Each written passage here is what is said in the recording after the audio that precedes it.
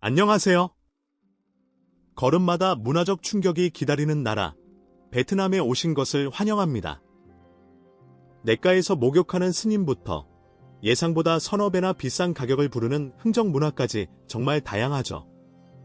심지어 손님에게 욕을 하면서도 긴 줄을 세우는 특이한 판매 방식도 있습니다.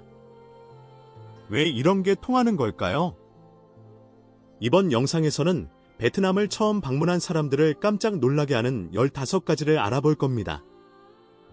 하지만 먼저 외부인에게는 정말 말도 안 되게 보이는 것부터 시작해볼까요? 1. 세상에서 가장 황당한 물건 판매 방식. 여기는 베트남에서 볼 수 있는 가장 황당한 판매 방식들인데요. 값을 깎는다고 혼나거나 말도 안 되는 이유로 판매를 거부당할 수도 있습니다. 코로나 시기에는 처음으로 기이한 판매 방식이 나타났습니다. 호치민시 일군에 있는 한 커피숍은 손님들을 표시된 사각형 안에 서게 하고 직원들이 갈고리에 비닐봉지를 걸어 돈을 교환하게 했죠. 하노이에는 대놓고 손님을 꾸짖는 유명한 판매 스타일이 있습니다. 거기 서서 뭐해요? 빨리 주문해요. 2명인데 한 그릇? 안 돼요. 한 그릇에 1명, 의자 하나. 이렇게 직설적인 태도는 손님이 왕이 아니라고 말하는 것 같지만 이런 가게들은 항상 손님으로 붐빕니다. 온라인 판매자들도 마찬가지여서 자신을 놀리거나 비판하는 고객에게 욕을 하거나 심지어 차단해버리고 주문 시 정보를 제대로 남기지 않으면 일부러 전화해서 혼내기까지 합니다. 이상하게도 이런 장사는 아주 잘 됩니다. 사람들은 왜 계속 물건을 사는 걸까요? 그 해답은 우리가 일반적으로 생각하는 고객 서비스와는 전혀 다른 문화적 사고방식에 있는데요. 더 깊은 패턴을 보여주는 다른 예시들을 보여드린 후에 설명해 드릴게요. 2단 닌자 리드. 베트남 교통의 공포.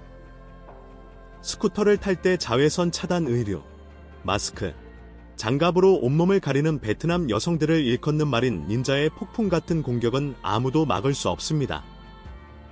이들은 닌자 리드라고 불리며 베트남 교통 문화에서 악명이 높습니다. 쳐다보지도 않고 차선을 가로지르거나 녹색불에 갑자기 멈추고 오른쪽으로 신호를 넣고 왼쪽으로 돌거나 심지어 길 한가운데에 주차하고 전화를 받는 것이 이들의 대표적인 운전 스타일입니다. 심지어는 도착하기 한참 전에 주차된 정지 차량과 충돌하는 등 상식을 벗어나는 행동으로 주변 모든 사람을 좌절시키죠. 이런 현상은 여성에게만 국한되지 않습니다. 한 남성이 큰 물건을 옮기기 위해 동승자를 임시 지지대처럼 그 위에 앉혔다가 덜컹하는 순간 동승자가 스쿠터에서 미끄러져 떨어지는 영상이 화제가 되기도 했습니다. 하지만 이런 혼돈 속에서도 베트남의 인구당 교통사고, 사망률은 더 엄격한 규칙을 가진 많은 나라보다 낮습니다. 이 역설은 도로 위에서 이루어지는 미묘한 소통 시스템, 즉 외국인에게는 보이지 않는 사회적 약속에서 비롯됩니다. 3. 어떤 음식이든 젓가락 사용하기. 베트남 사람들은 칼과 포크 대신 평범한 식사부터 성대한 연회까지 모든 식사에서 젓가락을 사용하는 습관이 있습니다.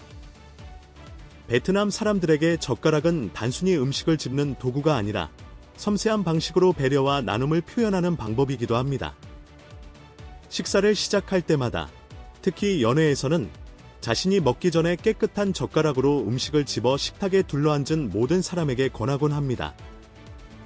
젓가락을 사용하는 중국이나 한국과 같은 다른 많은 동아시아 국가들처럼 밥그릇에 젓가락을 똑바로 꽂는 것을 무례하다고 여기는 것 외에도 베트남 사람들은 식사 중에 젓가락으로 그릇이나 다른 물건을 두드려 소리를 내는 것을 삼갑니다. 이런 행동이 배고픈 귀신을 불러들이고 소란을 일으킬 수 있다고 믿기 때문이죠. 또한 젓가락을 두드리지 않는 것은 베트남 사람들이 매우 중요하게 생각하는 예의의 표시입니다. 전통적인 베트남 젓가락은 보통 둥글고 칠이나 장식이 없습니다. 젓가락 끝도 보통 너무 뾰족하지 않죠. 북부에서는 주로 대나무로, 남부에서는 코코넛 나무로 만듭니다. 영상 즐겁게 보고 계신가요? 계속하기 전에 알림 설정 누르는 거 잊지 마시고 친구들과 공유하고 아직 안 하셨다면 구독 버튼도 꼭 눌러주세요. 저에게 정말 큰 힘이 된답니다. 앞으로 더 멋진 콘텐츠로 보답할게요. 물건을 살 땐 항상 흥정하기. 베트남에서의 흥정은 정말 대단해서 이 시스템을 이해하지 못하면 현지인보다 때로는 5배나 비싼 관광객 가격을 내게 될 겁니다. 가격을 잘 모르고 구매할 때 협상하지 못하면 현지인들은 당신에게서 더 높은 이익을 얻으려고 할 거예요. 아마 많은 분이 베트남에 오기 전에는 흥정을 해본 적이 없을 수도 있지만 여기에 오면 어떤 사람들은 처음 가격보다 3배나 싸게 사는 경우도 있다는 걸 깨닫게 될 겁니다. 사람들은 물건을 팔고 싶어 하기 때문에 흥정은 그렇게 어렵지 않습니다. 어떤 사람들은 흥정을 안 하고 나서 물건의 실제 가치가 그렇게 높지 않았다며 사기당했다고 불평하기도 하죠. 보통 흥정을 한 후에도 현지인들보다 약간 더 비싸게 살 수 있지만 그 정도는 괜찮을 수 있습니다. 그럼 시장에서 가격을 협상하고 마음에 드는 물건을 사려면 어떻게 해야 할까요? 첫째, 당신이 뭔가를 너무 원해서 상대방이 바로 알아차리게 해서는 안 됩니다. 편안하게 원래 가격보다 30% 낮은 가격을 제시하고 마지막에는 15% 정도의 가격으로 합의하세요. 이것은 단순히 더 좋은 가격을 얻는 것 이상의 의미가 있습니다. 구매자와 판매자 사이에 존중과 관계를 형성하는 사회적 유대의식이죠. 흥정을 제대로 하면 거래 자체보다 더 깊은 의미를 지닌 문화적인 춤에 참여하는 셈입니다. 5. 시끄러운 장례식. 장례식은 보통 엄숙한 행사지만 베트남 장례식은 전혀 조용하지 않습니다.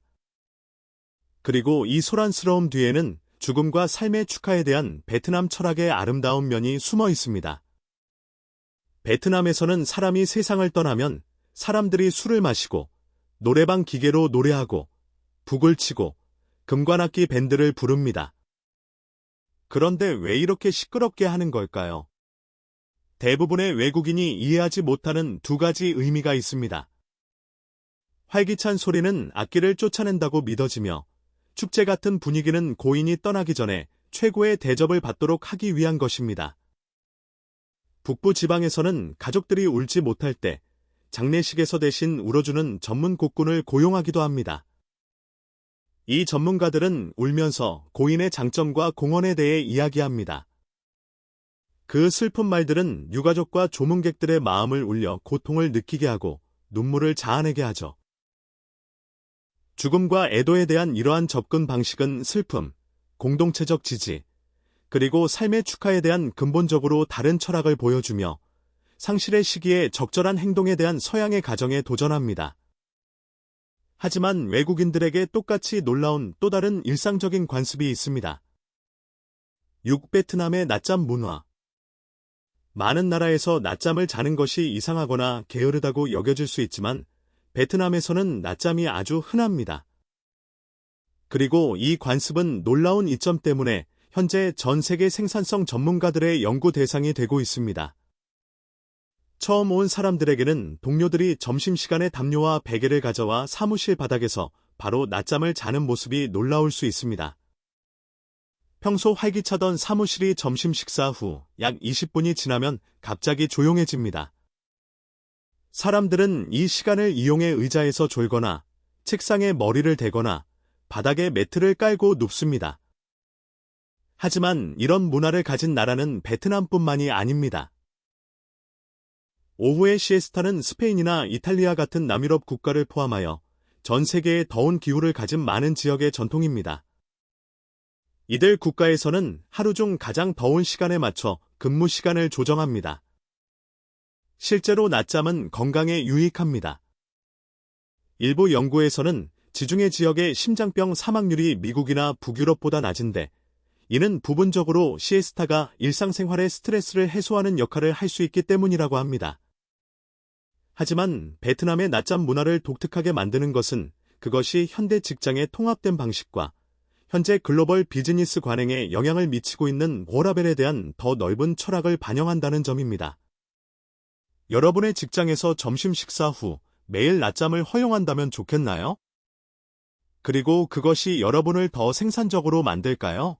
아니면 덜 생산적으로 만들까요? 아래 댓글로 알려주세요. 7. 투박한 담배. 베트남에서는 일반 담배만 피우는 것이 아니라 라오 담배라고 알려진 독특한 전통 관습도 있습니다. 이 투박한 형태의 담배는 수세기 동안 베트남 문화의 일부였으며 여러 세대에 걸쳐 소중히 전해져 왔습니다. 시골 지역에서는 거의 모든 가정이 담뱃대를 소유하는 것이 한때 흔한 일이었고, 이는 일상생활의 필수적인 부분이었습니다. 라오 담배를 정말 특별하게 만드는 것은 재배와 가공부터 거래와 흡연에 이르는 전 과정이 베트남 전통에 깊이 뿌리내리고 있으며 다른 곳에서는 거의 찾아볼 수 없다는 점입니다. 오늘날 길가의 찻집에 들르면 이 상징적인 파이프가 사용되는 것을 쉽게 볼 수 있을 겁니다. 이 경험은 깊은 울림 소리를 내며 한번 깊게 들이마시는 것인데 처음 접하는 사람에게는 그 느낌이 놀라울 정도로 강렬해서 때로는 순간적으로 어지러움을 느끼게도 합니다. 8. 냇가에서 목욕하는 산골 소녀들의 문화. 산골 소녀들이 냇가에서 목욕하는 전통은 처음에는 이상하게 보일 수 있지만 베트남의 많은 고산 마을에서 소중히 여기는 문화적 관습입니다. 북서부와 중부 고원지대 사람들은 오랫동안 이 냇물에 몸을 담그면 병이 완화된다고 믿어왔습니다. 물은 깨끗하고 탁하거나 냄새 없이 바위 계곡에서 바로 흘러나옵니다. 매일 오후 농사일이 끝나면 소녀들은 전통 목욕 의상을 입고 냇가로 가서 먼지를 씻어내고 휴식을 취합니다. 이 의상은 신중하면서도 우아해서 노출 없이도 그들의 매력을 돋보이게 합니다. 소녀들이 수다를 떨고 향기로운 입으로 머리를 감고 시원한 물을 즐기는 모습은 시간을 초월한 것처럼 느껴집니다. 그들의 머리카락은 미용실이나 스파 없이도 윤기 있고 건강하게 유지됩니다. 이 의식은 조용한 사회적 목적도 수행합니다. 젊은 여성들이 지나가는 잠재적인 구원자를 알아차릴 기회이기도 하고 현지 남성들이 우연히 지나가며 훔쳐보는 수세기 동안 이어진 미묘한 구애 전통의 일부이기도 하죠. 오늘날 이 관습은 현대 관광과 교차합니다. 6m 높이의 절벽과 지푸른 물이 있는 하장의 주자폭포에는 서양 관광객들이 몰려와 구경하고 심지어 함께 참여하면서 이곳을 문화적 만남의 장소로 만들고 있습니다. 소셜미디어는 이제 이 전통을 더욱 널리 알리며 예상치 못하게 지역 관광과 경제를 활성화시키고 있습니다. 하지만 이것은 시작에 불과합니다. 다음 것은 외국인 여행자들에게 훨씬 더 놀랍습니다.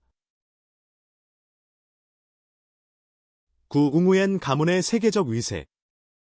베트남을 지배하는 성씨는 전, 팜, 도, 응호가 아니라 바로 응우옌입니다. 그 지배력의 규모는 엄청납니다. 베트남 인구의 거의 40%가 이 성을 가지고 있습니다. 다음으로 흔한 성은 약 12%의 쩐씨와 약 9%의 레씨입니다. 이는 베트남 사람 3명 중 적어도 1명은 응우옌이라는 뜻입니다. 전 세계적으로 약 9천만 명이 이 성을 공유하며 중국의 리씨와 장씨에 이어 세계에서 3번째로 흔한 성입니다. 이러한 인기는 특이한 순간들을 낳았습니다. 2012년 미국의 한 고등학교 졸업 앨범이 화제가 되었는데 응우옌이라는 이름의 학생이 너무 많아서 그들을 구별하기 위해 추가적인 식별 정보를 넣어야만 했습니다. 동남아시아 축구 선수권 대회 예선전에서는 베트남의 득점자 3명이 모두 응우옌이어서 한 선수가 해트트릭을 기록한 것으로 착각한 해외 시청자들을 혼란스럽게 했습니다. 이 성씨가 지배적이 된 기원은 베트남의 격동적인 역사 속에서의 생존과 관련이 있습니다. 1407년에 호 왕조가 무너진 후 그 후손들은 전 왕조의 보복을 피하기 위해 성을 응우옌으로 바꿨습니다. 1592년에 막 왕조가 무너지자 그들 역시 내 왕조의 박해를 피하기 위해 성을 응우옌으로 바꿨습니다. 이후 응우옌 왕조가 베트남의 마지막 왕조가 되면서 그 후손들은 이름을 바꿀 이유가 없어졌습니다. 이러한 성씨 변경 전통은 베트남인의 회복력에 대한 깊은 통찰을 보여주며 이는 우리가 다음에 탐구할 문화 현상과 연결됩니다. 10. 슬리핑 버스. 일반 버스가 너무 평범하신가요? 베트남에서는 슬리핑 버스를 경험할 수 있습니다. 이 혁신은 다른 나라들이 이제 따라 하려고 하는 베트남의 문제 해결 능력에 대한 기발한 점을 보여줍니다.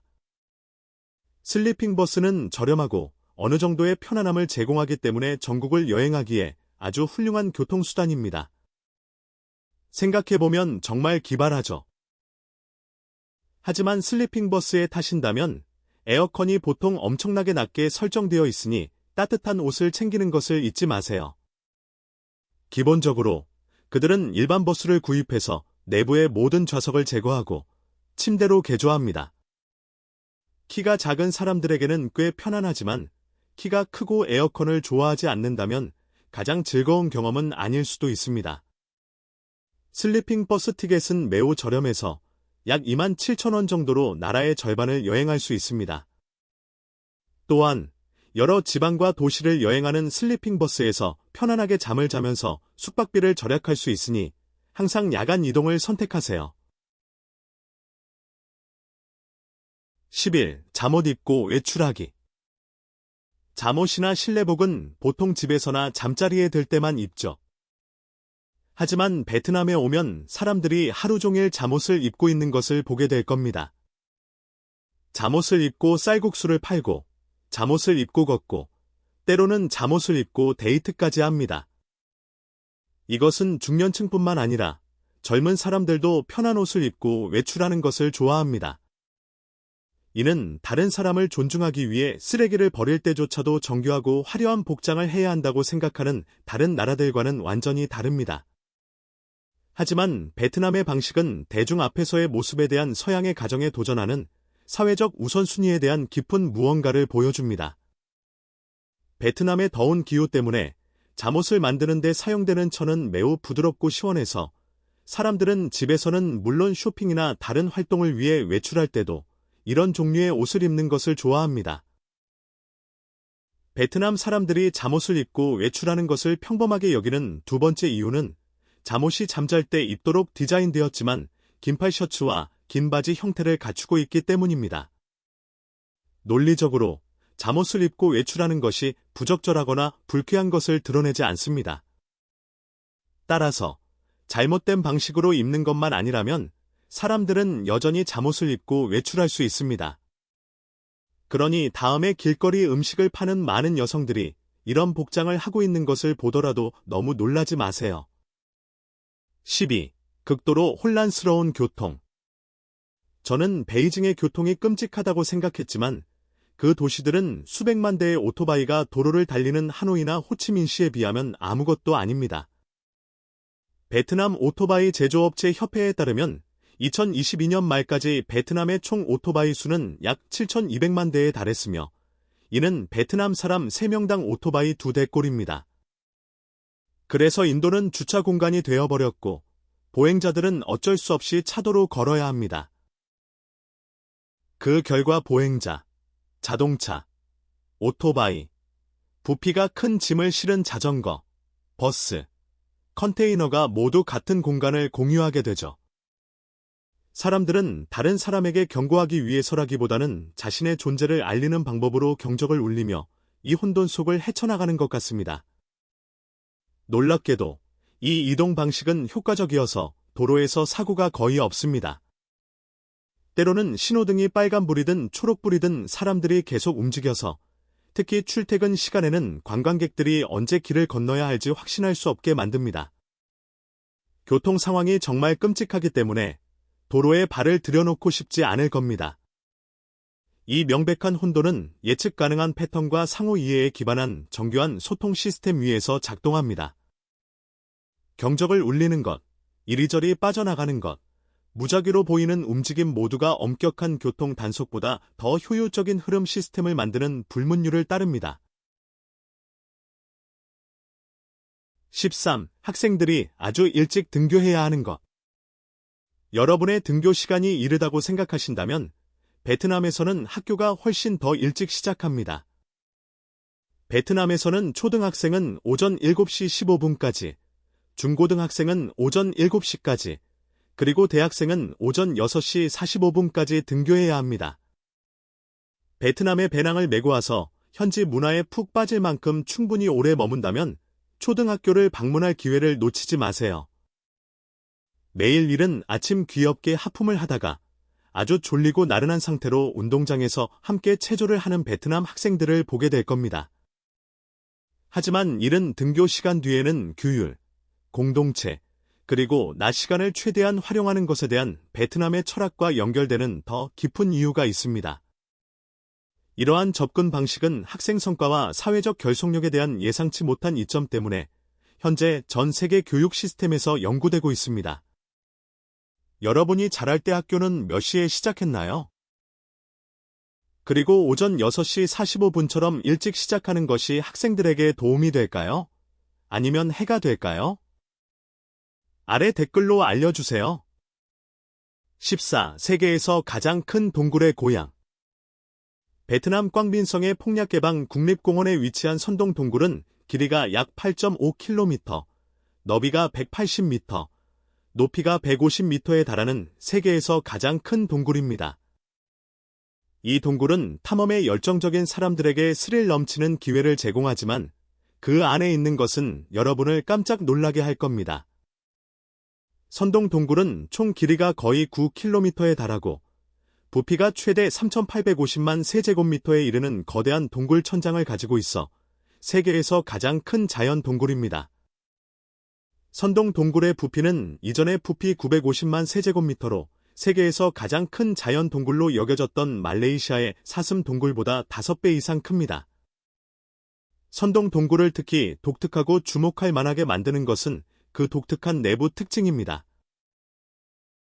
일부는 높이가 80m가 넘는 수많은 거대한 석순이 있고 동굴 안에 원시림이 자라고 있으며 생태계와 자체 기후 시스템, 그리고 아직 어떤 탐험가도 완전히 탐사하지 못한 끝없는 지하 강을 품고 있습니다.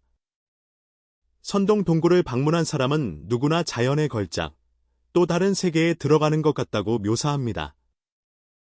하지만 정말 흥미로운 점은 이 동굴 시스템이 너무 커서 자체적인 기후 패턴을 가지고 있으며 과학자들은 여전히 그 안에서 새로운 공간과 생태계를 발견하고 있다는 것입니다. 15. 열정적인 축구 팬들. 월드컵 기간에 베트남을 여행한다면 전 세계 팀을 대표하는 유니폼을 입고 경기를 관람하는 사람들로 가득 찬 전국적인 놀라운 축구 분위기를 경험하게 될 겁니다. 베트남 축구는 최근 몇 년간 상당한 변화를 겪었고 팀들은 아주 좋은 경기를 펼치고 있습니다.